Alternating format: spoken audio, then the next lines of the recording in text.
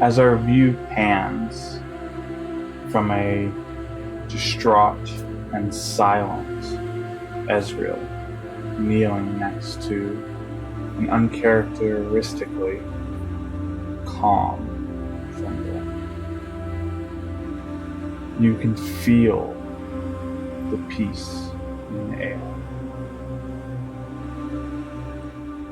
And our viewpoint shifts, and we see Findle sitting against an old wall, frail, burnt orange stones at his back, and his breaths are labored.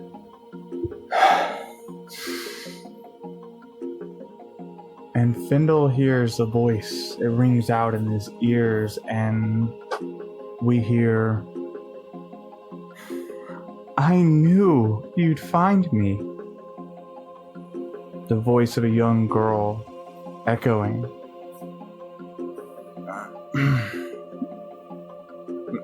"Madeline. Is that true, Madeline?" "Yes, it's me, Findle." And the image of a young girl, no more than 10 years old, approaches him. A face that Findle had thought lost to time. "Madeline, I failed you, and I'm sorry." "I forgive you, you old kook. Besides, look what you did. Look at the world you saved." And she motions to the right of the pair, and Oxbane flashes before them. Images of citizens rebuilding Oxbane appear and vanish, and they're replaced by the images of silence opening their gates for good, the first time in a long time. And the snow begins to melt around those mountains and those gates, revealing budding grass and the hope of a new start. "But I failed so many along the way." Madeline leans in and hugs him tightly. "It's not always about that, though. Sometimes it's about the greater good. You know, Gwendolyn and Alaria, they'll understand, Findle." And Findle begins to sob silently in this young girl's arms. And the view shifts once more, and we see several scenes unfold all around Goarahn. The first of which is a large fiend holding a huge two-handed sword filled with rage and roaring as he charges forward, and we see a familiar, brave tiefling wielding an equally large and comically impossibly powerful sword, accompanied by two smaller forms, all fighting together. And they're this cohesive unit, and you watch as this fiend and this tiefling go toe to toe, and the fiend much stronger, but the two smaller forms strike at this fiend, and they cut, and you watch as the three of them begin to work this fiend down to the ground, and they expect a much larger, much more powerful force, and they watch as this large, gigantic fiend begins to slow and begins to get sluggish, and they're all surprised, caught off guard, and you hear one of them say, "Ged, should he be moving that slow?" And you hear the other small fighter, warrior, champion say, "Lance, I don't think that's right."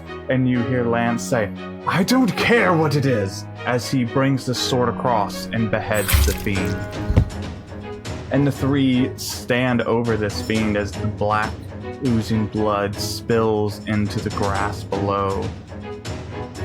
And you hear Lance say, "Something's changed. Something's different."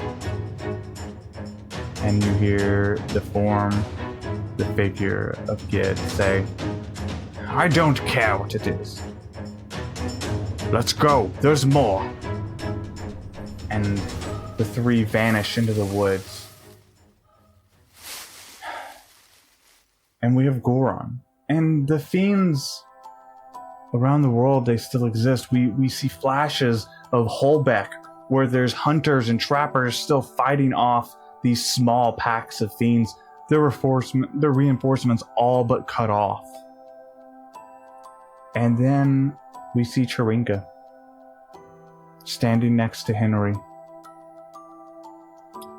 Henry, who looks more proud than we've ever seen him before. And between the two, Svan stands tired. And they all three stand atop a pile of fiend corpses.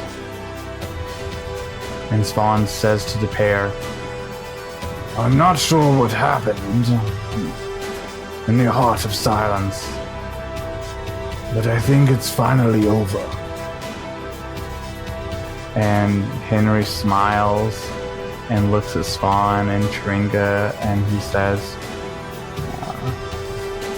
"I think we're all in good hands, Svan. At least a pair I know." And you hear Chiringa as the camera pans away and they get smaller. "Henry, what does that mean?" And weeks pass by, and the world begins to push the fiends back together. The guilds of Uri band together, and they push back pockets. They push back stragglers, and the fiends are all but eliminated. They're all but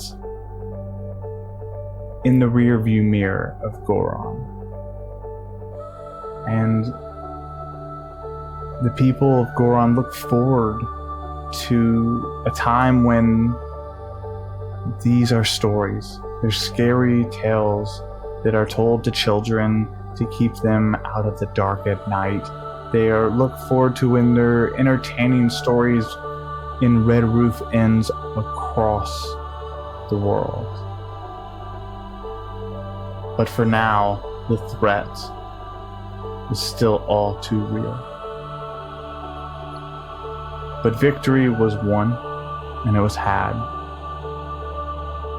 But it was not a victory without a cost.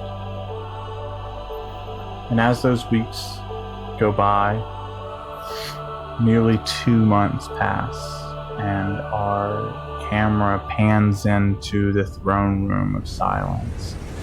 And we see this ornate throne, and next to it is this smaller throne that the Queen of Silence would typically inhabit. And atop the throne, we do not see a tiefling. We see the haggard figure of Carter Svan. And we see a Genasi standing below him at the steps of the throne room. And we hear her say, "I didn't think you could do it. Silence left to be ruled by an outsider? If the Shindos could see this." Abon says to Svan, "I have a feeling if they saw this, they'd be happy that their kingdom wasn't left to rot." Still no sign of Kristoff or Palace? And Carter Svan shakes his head. "Unfortunately, no. I think we have to accept that They're not coming back. Still, I don't know that I trust that Asimar about what actually happened below the castle. For the last time, Mabon, what reason would she have to lie? I don't know. She did have the body of Findle. And he almost gets angry as she makes that comment. And I've said before that Findle is not easily killed.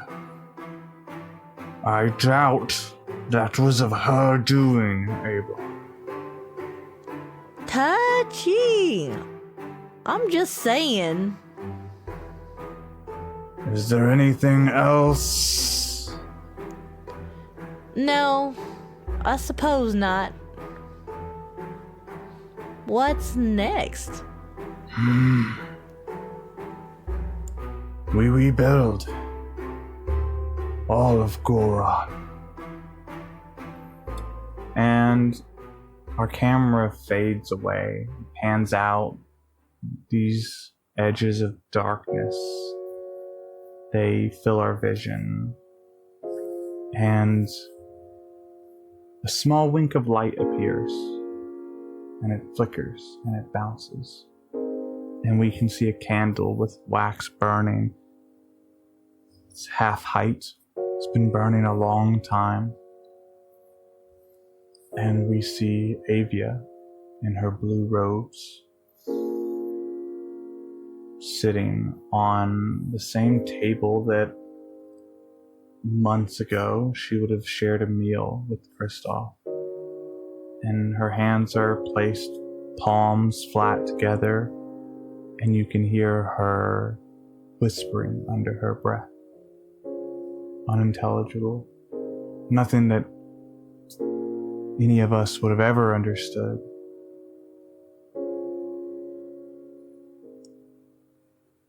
And our view shifts once more. We see the form of an all too familiar King Altrian Shendo. And he seems to be swaying back and forth. And from our viewpoint, we can hear the sweet melodic hum, and we hear him say, we hear him sing. You scared me to death when you took your first steps. Every time you'd fall, I fell down. And it pains me to say, I knew it would end this way, and I'd change it if I could. I'd give up the world so you could meet a nice girl. You could settle down and have kids.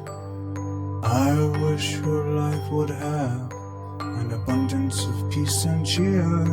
There's so much I fear. But as I stand here, I can feel my hands shake. But there's no other choice. But I'll have you know, even when I go, I'll smile the way. Because I know you're going to make it all. I'll just play my part.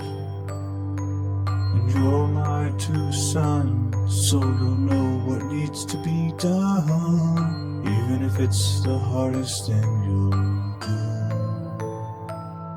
So I'll be glad to call myself your dad. It's the greatest thing I'll ever be. I'll ask of you, son, when the war has been won, that you'll try and be happy. But I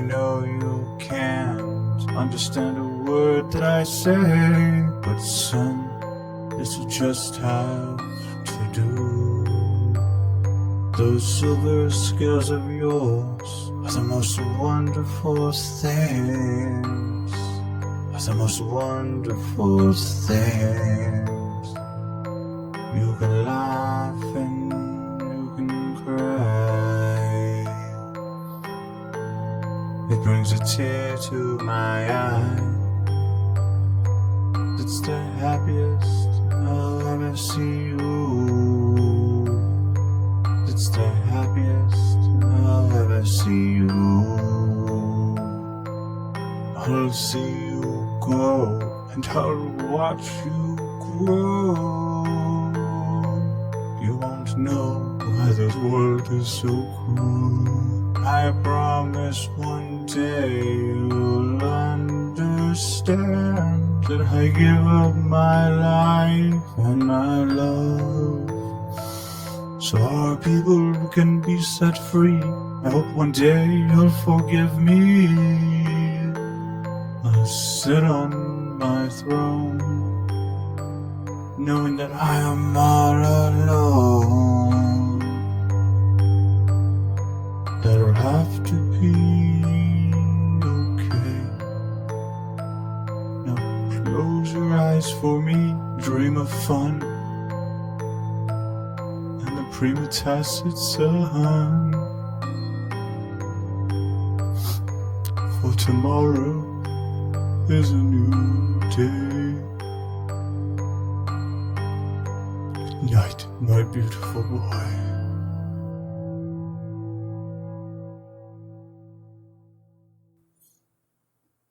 And our view shifts to reveal King Altrian Shindo, tears flowing as he rocks our infant Kristoff in a soft silver blanket. And our view shifts once more, and we see whiteness. We see everything's empty.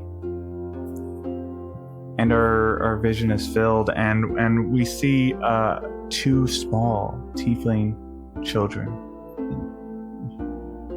And they're playing with a small, familiar boy. A boy we've seen before. A boy full of whimsy and wonder, and you can hear them laughing and playing. And as the camera slowly moves forward, we can see that it's Andrew. And we see a very young Kristoff and a very young Palace, and they're playing together. And you hear Palace say, "Tag, you're it, brother." That's no fair. You can't. I said no tagsies, backsies. And we can see this older tiefling, strong, stout, powerful horns, and next to him stands a smaller, more delicate female tiefling. And you hear the powerful voice of Altrian Shindo. My boys, it should have always been this way, but there is often a great discrepancy between what should be and what is. I hope you two can do more about that than I could. And Kristoff, you're young and you have this feeling of euphoria, not the exile that you experienced growing up, and not this outcast that you were forced to be and live through. You're happy. This is what family has always felt like to you, and you haven't really felt anything else. And it seems so perfect like it was all meant to be this way.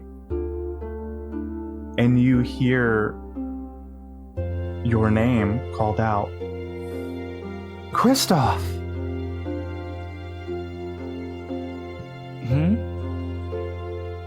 Kristoff!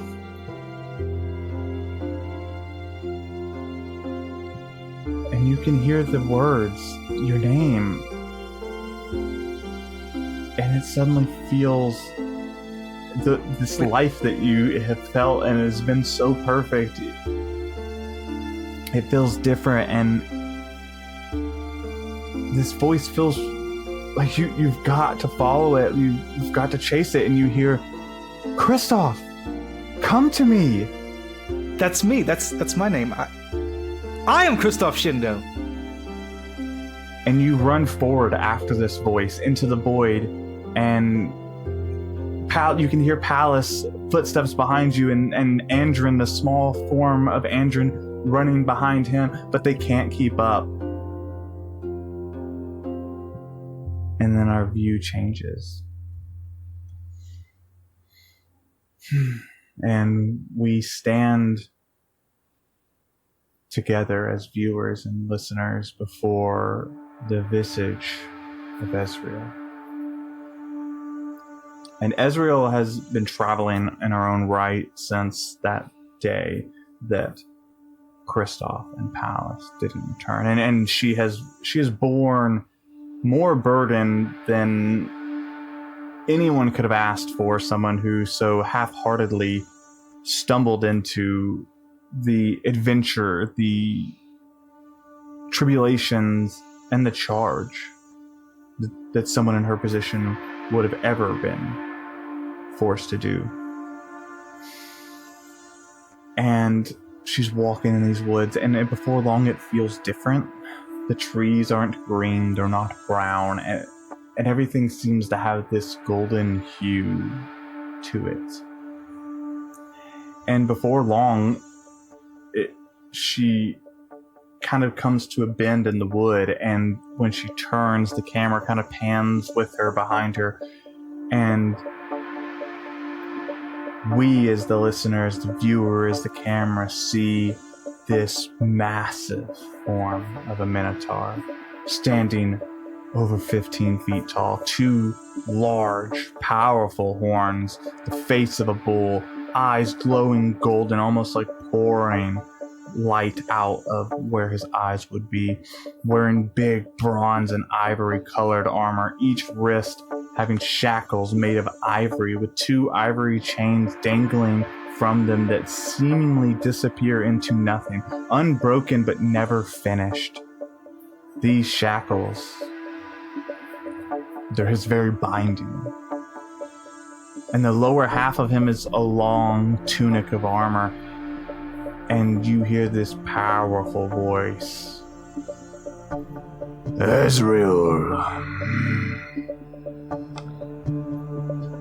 Yes, Alistair, what is it now? You have done good. Have to say, I am pleased to hear that. What else of me do you require? And you hear this. Your actions and your deeds are great. But mind your place. Well, for the price of these deeds, I have borne quite a cost. And you can hear him approach you. The very ground kind of rumbles as he gets closer, and you can, of course, kind of see his rough visage approach. And this massive hand reaches out, and he gets real close to your face, and he says, I know we got off on the wrong foot.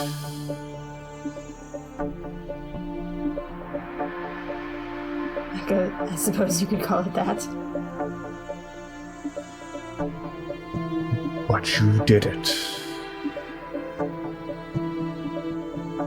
And it's time I restore something to you that you had once lost. He wraps this massive hand around your head, and there's this pressure, and you feel it release, and it's darkness, but you can't see him anymore. And he says, I hope we're not done. I hope that you understand there is a fate for everyone, and that Aya lights our path, and she's always had a plan for us. And as you open your eyes, you see Alistair for the first time. And for the first time in a long time, you see everything. I think she just kind of gapes, just open mouth for a moment, and looks around, and then looks back at Alistair, and then looks around again, and then back at Alistair. It's just... I have certainly learned a lesson from this, but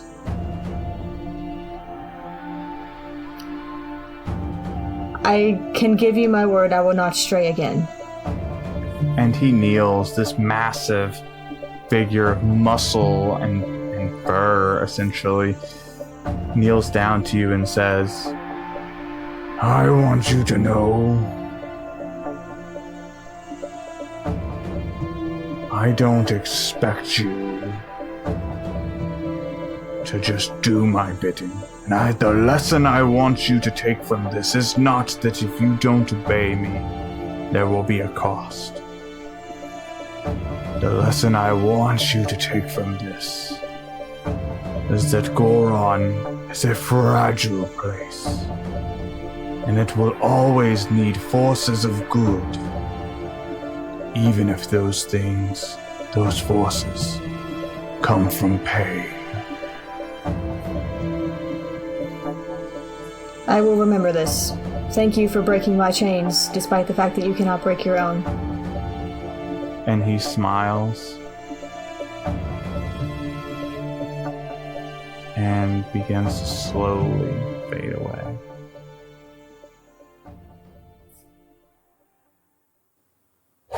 And then we find ourselves back in that dark cellar, this underground sewer, candle lit, wax dripping, Avia chanting atop the very table she had spent so much time with her friend. And out of the ceiling itself, Kristoff drops and face plants into the stone floor. Fuck! It worked! Avia? And she leaps off the table and hugs him. It's you! I can't believe it worked! What happened? Where am I? You're here! You're in Yuri. Below Yuri, I guess, but... Oh my god, I can't believe that worked. It's so good to see you. It's good to see you too, Avia. It's okay. It's not okay. You've been gone for so long. I mean, yes, I had business in silence. You knew that. It's good to see you. Kristoff, that was almost a year ago. I'm sorry, what? You've been gone for almost a year. Okay. I have some questions. Me too. You first. Where's is Palace okay?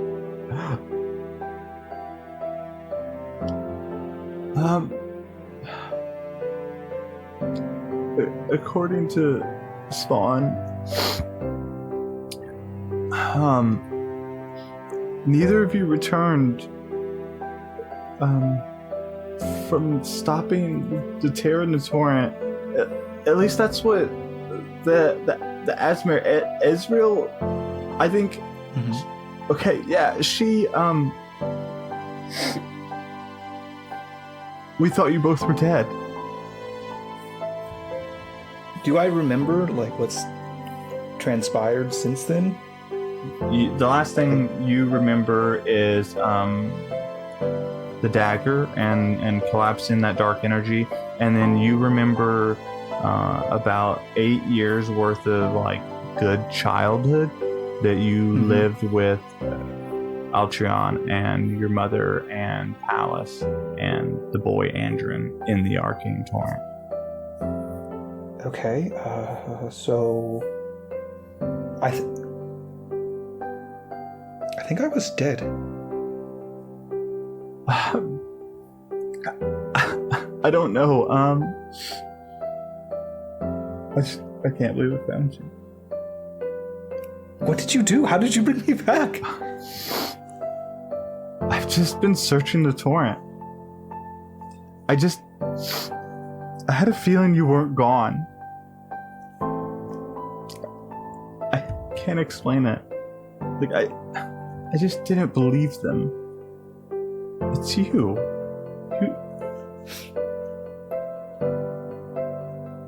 I mean, it's okay. It's okay. I'm not going anywhere, I don't think, anytime soon. What did we do it? Did we close the thing? Yeah, you did. That's good. It's great.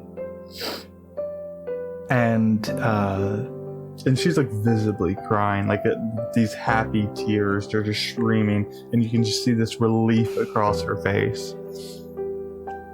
So, what about what's been happening since something? The fiends, are they defeated? Findle, where is?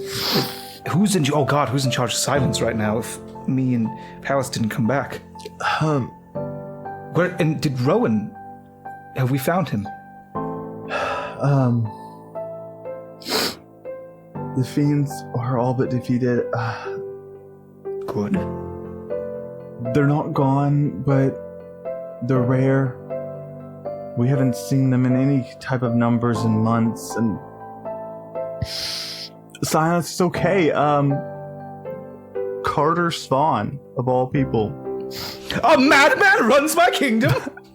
Yeah. Well, no, not anymore. They're actually they're holding elections this month. Democracy. I told Swan.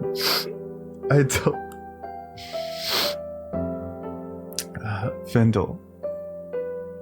I'm sorry, Kristoff. He's gone.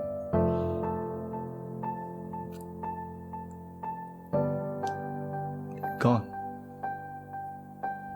He,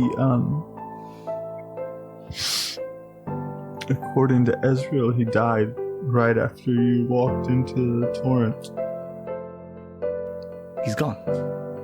Well, and tears come to Kristoff's eyes. That's, he lived a very long time. And he earned some peace and fucking quiet, frankly.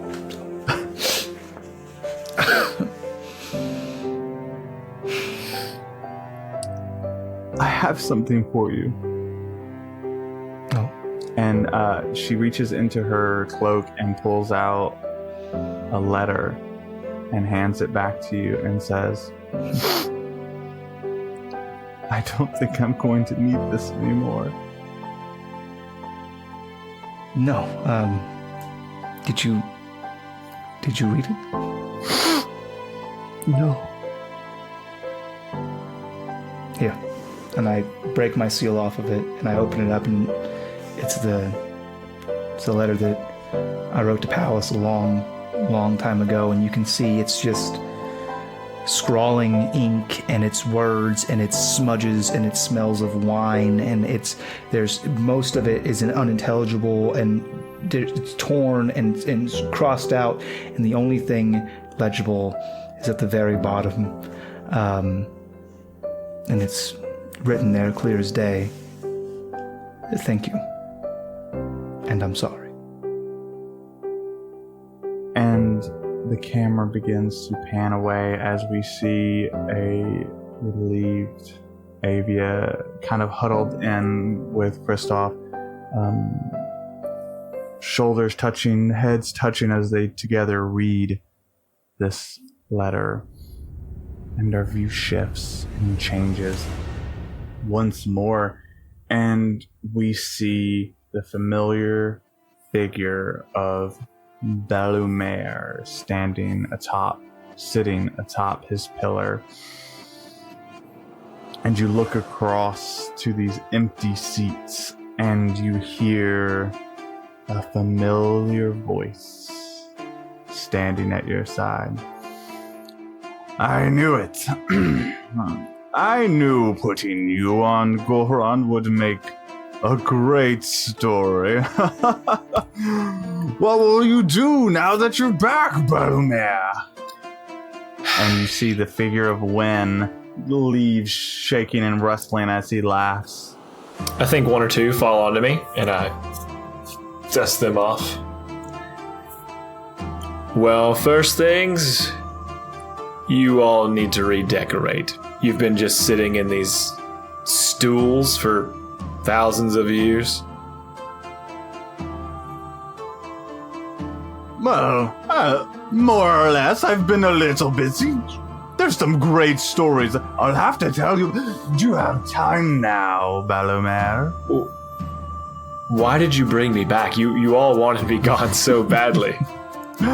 Well, to tell you the truth, I couldn't really care more or less at the time of whether you were here or there or gone or back.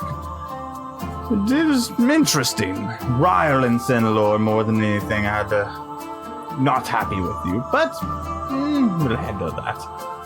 Let me be honest. It was pretty peaceful when you left, and all things considering, was fun for a little bit, but between you and I, brother, things are getting dull around here. So, I thought, I know who I miss, my old brother Bellumer, but I couldn't just whip you back. No, they would have seen that coming. I thought, I know just what to do. So I put you in one of those orc babies you like so much. Hold on, this was really funny to me. He said that. I do favor the orcs. They are a misunderstood bunch, but a good bunch. Bunch of pigs. I get it. Agree to disagree, brother. Can't say anything. I like trees, right? I know that's weird. Just a little more entertaining. Are you guys still neglecting Aya? You've always done it. She seemed to be out of sorts. Neglect is a strong word, brother. Misplaced, lost, not found, can't find her. A little bit of a problem.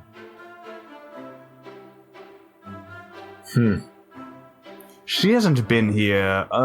So you disappeared. Well, and you kind of see him like raise his big hands up, and he kind of shakes them left and right, like half, like so-so. Yeah, so. More or less, you disappeared. Ryle killed me. Got it. No, brother. Why? Ryle didn't kill you. It's more like Ryle and Sinlor made you go away. And I stood by. Because they can't take me one-on-one. We all know that. Brother, no one can take you one-on-one. You're the god of war. And love, I suppose. But mostly the god of war and eyes. So they made you go away. And, well, sister, not a fan. Let's be honest, not a fan. And that caused a rift and some fighting, and Then she didn't want to create anything for us. That doesn't work. Am I going to do my own dirty work? No, brother, no. Well, then she sequestered herself somewhere. Somewhere none of us can find. We haven't seen her in about as long as we haven't seen you, to be honest. I think I know where she's at. Oh? But I'm not telling you. Brother, that's not very fair. That's a story you'll get to just make up on your own. Brother, I didn't bring you back to torture me. Torture Ryle and Sinlord. I want to watch and laugh and be amused. Question. Who brought the fiends back into the world? Whose bright idea was that? Well, funny story, really. Here we go. Just give me the short answer. Listen. The short version. You know those little tieflings Andrin got attached to? And Bellamere immediately still having, the memories strongly from Atlas. I'm now also fond of them. Oh, okay, that's fine, I suppose.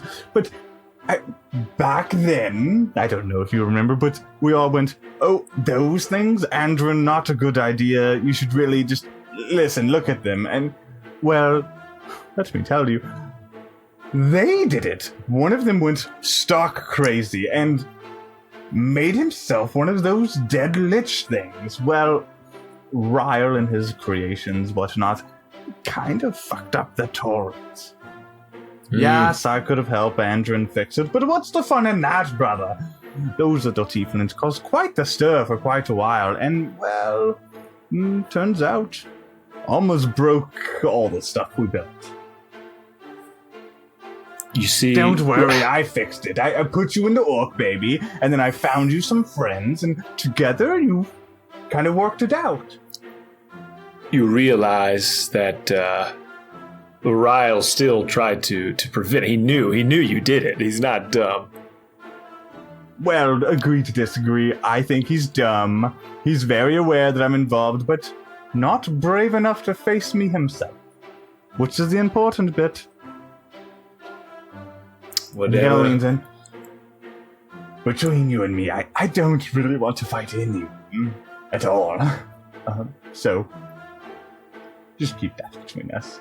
And maybe if Ryle or Sinlor come a-knocking, you haven't seen me in a bit. What's in it for me? Well, to be honest, a whole lot of nothing, but that's not really the point, is it, brother? A quick question. We're family! Tell me, which people currently do you find the most disdain with? The most disdain? As in, like, the ones I don't like? You don't like them.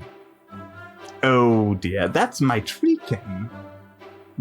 Those fools, they should have listened. But I'm happy with what I've done to them. I'll swipe my hand up from my seat and pull up like a globe of like what is the Earth. I'll wave my hand in front of it for Treekin. Like I'll say Treekin, and it'll kind of highlight. There's like spots that are highlighted on the Earth. I'll kiss my finger, and I'll touch it to several places that are on that globe. And then I'll say, "Great, they've just managed to procreate tenfold. Enjoy more Treekin." Oh, well, brother, that's... Oh, dear. Not...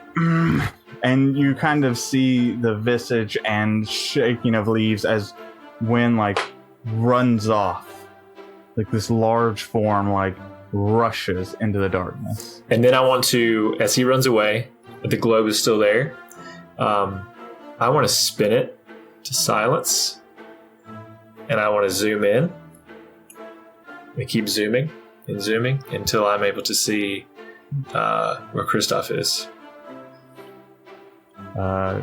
You go to silence and you don't see that. You don't see Kristoff. You don't see your boy. So you spin the globe and spin and spin and spin. And Fury! you zoom in. You feel him and you zoom into Yuri and you see... you see the form of Kristoff, and he's standing next to Avia, and they're reading a letter. And I will kiss my finger once more. And then I will touch it to that spot. And then I will close the zoom and swipe the world away. And our view changes once more. And you see an elven man in these ornate dark blue robes with golden buckles where his cloak would normally like attach to his collarbone and chest plate. And he's standing with such regal presence, and on his hand you see this ring made of gold, and it is powerful. You can just feel it. You as the viewer, the camera, you can just feel the tension in the air from the power. And across from him stands Kristoff. And you hear this man say,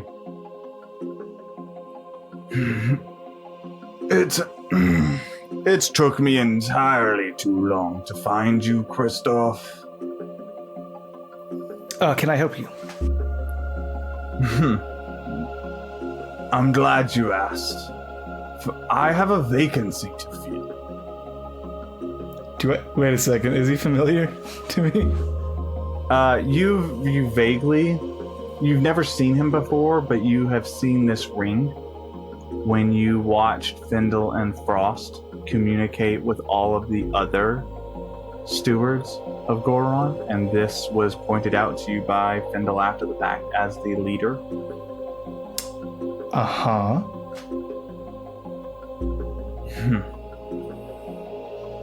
I'm going to need to fill the ranks. We are meant to be 7, and we are a few short. Well, I'm very glad you asked. And I hop up and I walk over and I kind of put my arm around his shoulder and I start walking with him. I go, I have some ideas for some changes. You stewards have been way too hands off. You guys have been very reactive instead of proactive. And I have some ideas how we can really help people. What? Oh, okay. What are your ideas? And we discuss them long into the night. Nope, not what happens. Anyways, well, I guess we're to get to that.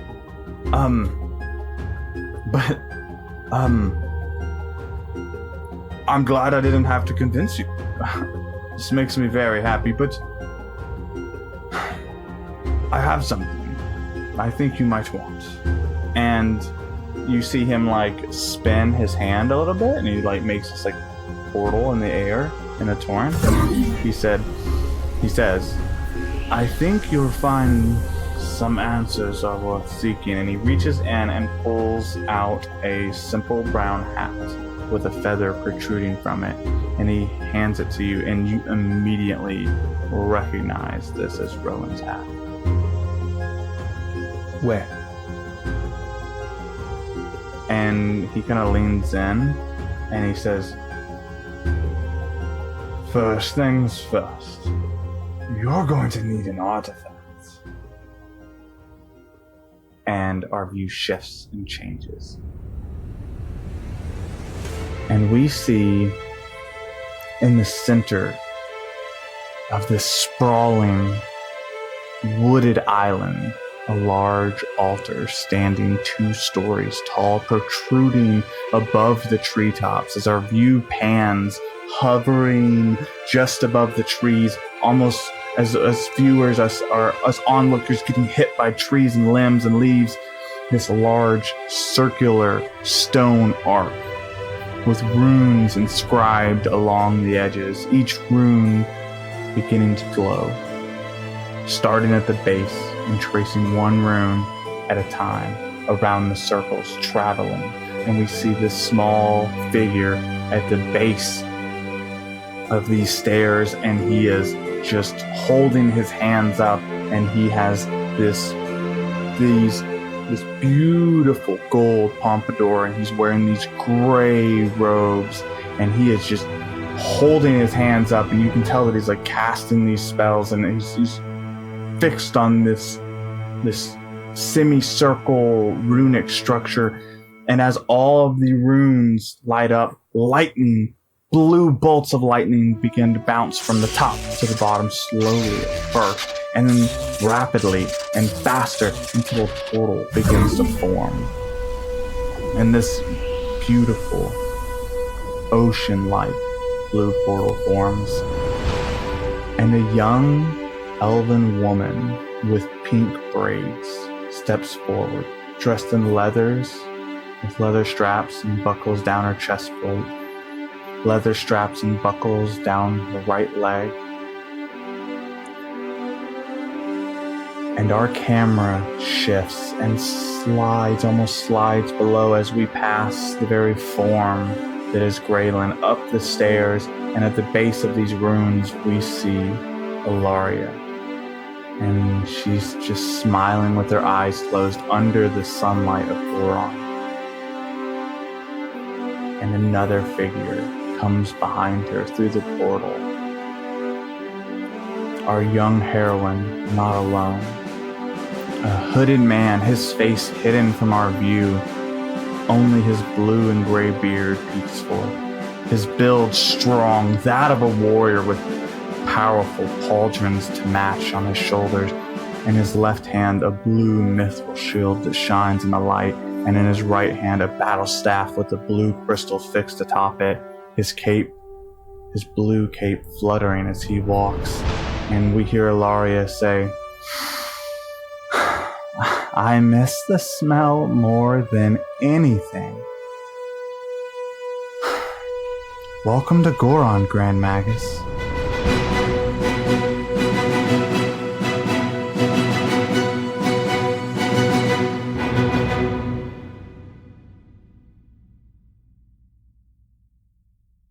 And the credits begin to roll on our campaign.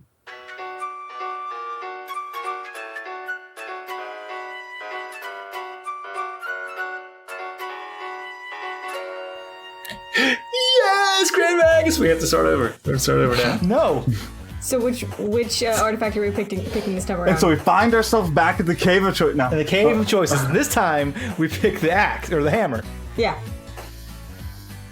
And then we do it again, and that time And we this pick the time, book. and now that Ezreal has her eyes back, we look down at her finger, and we see the ring of the grass is greener ring, and she pulls it off, and she's rowing the whole time. The whole time! I was just rowing with a memory problem the whole time. You've unraveled my puzzle. You solved my gingerbread puzzle. I have to say thanks for listening. This has been, for me, probably the most like harrowing effort to like create a world and help build this world together with now 4 of my best friends in the entire world. And collaborative storytelling is not something I've like done prior to this, and I had a blast, and I'm having a real hard time saying goodbye to our story, but I don't think I've been as pleased with any piece of work, creative piece of work that I've ever done, more than Lawful Stupid, The Doors to Goarahn, than anything else. It's a good name for this arc. It is a good one. I like that, yeah.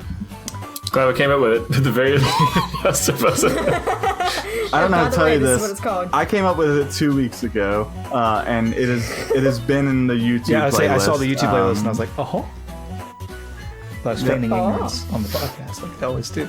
I want to say thank you so much to all those out there that have supported the show, whether it's with your amazing patronship, whether it's with just spreading the word of the show, whether it's just taking the time to listen.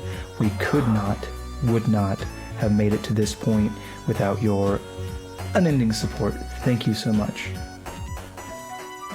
So on the flip side of that, actually, as someone who started almost exactly a year ago listening to this campaign, as a fan, thinking, oh, these guys are pretty cool, and then hopping on the Discord and thinking, oh, all these people are pretty cool, and then the whole patron thing happens, and you get to play, and to the point where, like, just little extra outside things where you guys, interact with all the fans and all of our friends. Everyone is friends through this story.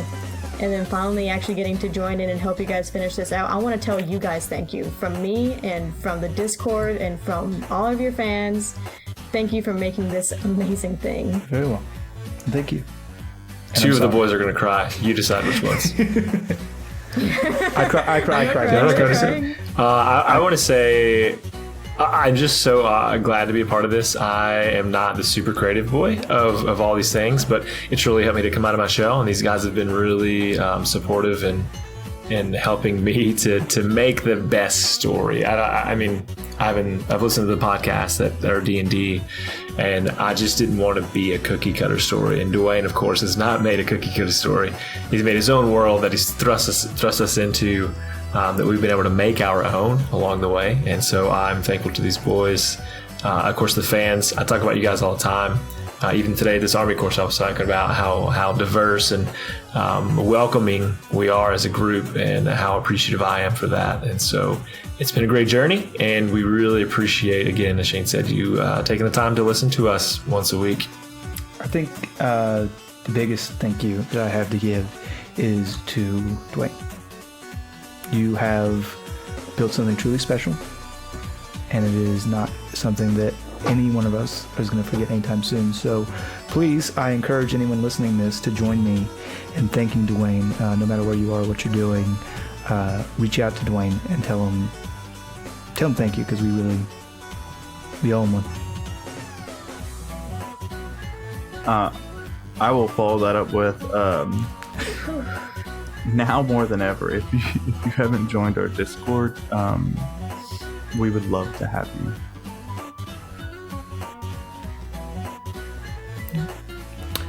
We have a Roll for Humanity, Devin. The Roll for Humanity in the month of August is going to be for the Adoption Exchange. This is a charity organization, really, but we're donating to them. They help to connect children who are in the foster system with couples who are wanting to foster, and to get them out of there faster for a temporary period of time until these children are able to get to a more permanent position. So it's really helpful. There are some, you can get on there and see the children who are waiting a chance to get moved into these homes, to be out of the system, and hopefully to some families who can love them in the transition to making it to a permanent home. And so the roll for Adoption Exchange is going to result in a drum roll, please. Hashtag stall tactic. It's a 4, so $4. You're a fucking god. Take advantage. You're right. Yeah, take advantage. That's a 3. That's a 3. Again? That's a no way. That's a 1. That's a 10. We'll take the 10. Different die, dude. Jesus. Save those for last. It's a dice rolling app that he can't afford the dollar. No. Go ahead. $10 Sure. for the Adoption Exchange. Thank you for doing that, Devin.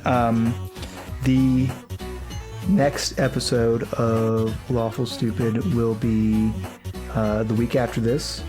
Do I have a date on that? Anybody? Somebody? Anybody? No, sorry. The week after you listen to this, there will be another episode where we're going, I think, right? Yes, we're going to answer any questions you have about the show. We'll do a Q&A, and we'll talk a little bit on what's to come. Yeah, so that being said, we're going to pre-record the QA in no holds bar is what we will be announcing it, so that you're going to see it. You've already seen it at this point. We've already been announcing the QA for the end of campaign 1, and you can ask whatever you want. I will tell you anything you want about the stories, the characters, influences, ideas behind it, and I know the boys will open up their minds about their characters and their stories, and I'm happy to answer things like how we got through things, because like it's a lot of it is improv, But some of it is like we work towards rough goals together. Like I have to say this, and not to make this super long-winded. Devin and I worked together to have a rough goal of where we wanted Atlas. In the previous episode, he kind of goes on this monologue that, to me, 100% off the cuff. I had not heard any of that when he kind of talks as Bellamere to Kristoff. That was all, from my perspective, like improv. Now, what he did for planning, like, that's a good question. Good question. No. Yeesh. So, crew. I think we have to say that we love you. Goodbye. Thank you. Love you. Love you. Bye.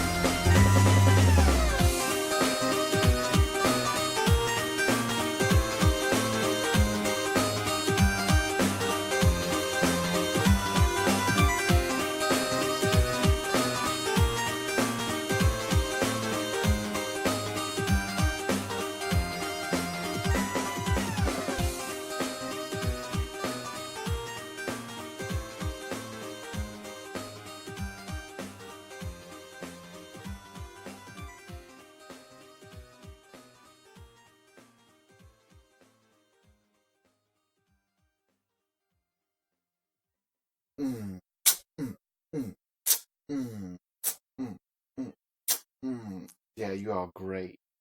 It makes me happy.